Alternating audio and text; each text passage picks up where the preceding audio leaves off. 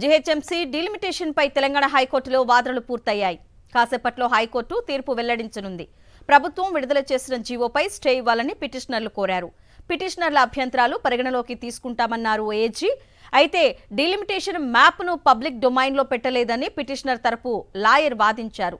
పునర్విభజన మ్యాప్ను ఏజీ హైకోర్టుకు సమర్పించారు. జీహెచ్ఎంసీ డీలిమిటేషన్ పై తెలంగాణ హైకోర్టులో వాదనలు పూర్తయ్యాయి. కాసేపట్లో హైకోర్టు తీర్పు వెల్లడించనుంది. ప్రభుత్వం విడుదల చేసిన జీవోపై స్టే ఇవ్వాలని పిటిషనర్లు కోరారు.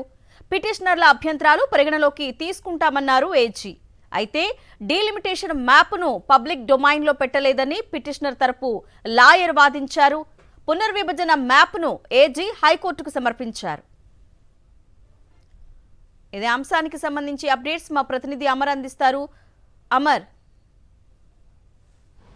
అరుణ, జిహెచ్ఎంసీ డీలిమిటేషన్ ప్రక్రియకు సంబంధించి తెలంగాణ హైకోర్టులో దాఖలైన పిటిషన్లకు సంబంధించి ఇవాళ సుదీర్ఘంగా విచారణ కొనసాగింది. నిన్న విచారణ జరిగింది. ఇవాళకి వాయిదా వేయడంతో ఇరుపక్షాల వాదనలు విన్న న్యాయస్థానం మరి కాసేపట్లో తీర్పు కూడా ప్రకటించనుంది. అయితే జిహెచ్ఎంసీలో ఉన్నటువంటి వార్డుల విభజన అశాస్త్రీయంగా జరిగిందన్న అంశానికి సంబంధించి ఇప్పటికే ఒకవైపు జిహెచ్ఎంసీ కౌన్సిల్లో కూడా ఆందోళన చేసిన క్రమంలో ప్రస్తుతం ఇటు బీజేపీ కావచ్చు, టీఆర్ఎస్ సంబంధించిన వాళ్ళు, ఇటు ఇతరులు కొంతమంది వార్డులో ఉన్న ప్రజలు కూడా ఇటు పిటిషన్లు కూడా దాఖలు చేయడం జరిగింది. నిన్న రామ్నగర్ ఏరియా ఉన్నటువంటి వార్డు సభ్యులను ఇటు చిల్కల్గూడకు కేటాయించకుండా బాగ్లింగంపల్లి కేటాయించడాన్ని పూర్తిగా వ్యతిరేకిస్తూ వినయ్ కుమార్ అనే వ్యక్తి పిటిషన్ కూడా దాఖలు చేయడం జరిగింది. నిన్న వినయ్ కుమార్ తరపున లాయర్ వాదనలు వినిపించిన తర్వాత జయకృష్ణ వాదనలు వినిపించిన అనంతరం కోర్టు తీర్పు కూడా ఇచ్చింది. ఏదైతే అభ్యంతరాలు చేస్తున్నారో అభ్యంతరాలను వెంటనే పరిగణలోకి తీసుకోవాలని జిహెచ్ఎంసీ కూడా సూచించిన నేపథ్యంలో ఇవాళ జరిగినటువంటి విచారణకు సంబంధించి ఏజీ కూడా క్లారిటీ ఇవ్వడం జరిగింది. వచ్చిన అభ్యంతరాలు ఏవైతే ఉంటాయో వాటన్నింటిని కూడా పరిగణలోకి తీసుకుంటాము. ఉన్నటువంటి మ్యాప్స్ అన్నింటినీ కూడా ఇప్పటికే కోర్టుకు కూడా సబ్మిట్ చేయడం జరిగింది. పిటిషనర్స్ కూడా ఉన్నటువంటి మ్యాప్స్ అవైలబిలిటీ లేదు, ఏదైతే డీలిమిటేషన్ జరుగుతుందో ప్రక్రియ జనాభా ఆధారంగా వార్డుల ఆధారంగా చేయాలి, ఎక్కడ కూడా నియోజకవర్గాలు మార్చకుండా ఎలా వార్డులు చేంజ్ చేస్తారు, ఇలా చాలా అంశాలను పిటిషనర్ తరపున లాయర్ లేవనెత్తారు. దీనికి సంబంధించి ఇరుపక్షాల వాదనలు విన్న న్యాయస్థానం మరి కాసేపట్లోనే ఏదైతే తీర్పుకు సంబంధించి స్టే జిహెచ్ఎంసీ ఇచ్చినటువంటి జీవో పైన స్టే ఇస్తుందా లేదా అనేది ఒకవైపు ఉత్కంఠ నెలకొంది.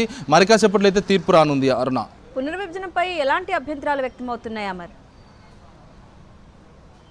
డీలిమిటేషన్కి సంబంధించి చూసుకుంటే వార్డుల విభజనకు సంబంధించి సంబంధం లేని వార్డులను వేరే వార్డులో జోన్లలో కలపడం వల్ల పూర్తిగా ఇటు వార్డులో ఉన్నటువంటి ఇంటి నెంబర్లు కావచ్చు, ఉన్నటువంటి హిస్టారికల్ ప్లేసెస్ కావచ్చు, ఉన్నటువంటి బౌండరీస్ అన్ని కూడా మారిపోతున్నాయి. దానివల్ల వ్యవస్థే కోల్పోతున్నామని ఇటు వార్డులో ఉన్నటువంటి ప్రజలు చెప్తా ఉన్నారు. అయితే డీలిమిటేషన్కి సంబంధించి పూర్తిగా అభ్యంతరం వ్యక్తం చేస్తుండడంతో వీటన్నింటినీ కూడా పరిగణన తీసుకోవాలని మరి కోర్టు గతంలో నిన్న వినయ్ కుమార్ దాఖలు చేసిన పిటిషన్కి సంబంధించి తీర్పు ఇచ్చింది. కాబట్టి మరి ఇవాళ కూడా ఉన్నటువంటి జిహెచ్ఎంసీ ఇచ్చినటువంటి డీలిమిటేషన్ సంబంధించి జీవో పైన స్టే ఇస్తుందా లేకుంటే ఉన్నటువంటి అభ్యంతరాలను కొనసాగింపుగా అభ్యంతరాలను ఆల్రెడీ స్వీకరిస్తామని కూడా ఏజీ కూడా చెప్పడం జరిగింది. కాబట్టి మరి అభ్యంతరాలను స్వీకరించేందుకు అలౌడ్ చేయమని ఒకవేళ తీర్పు ఇస్తుందా లేదా అనేది ఒకవైపు ఉత్కంఠ అయితే నెలకొంది. అరుణ, ఓకే అమర్, థ్యాంక్ యూ.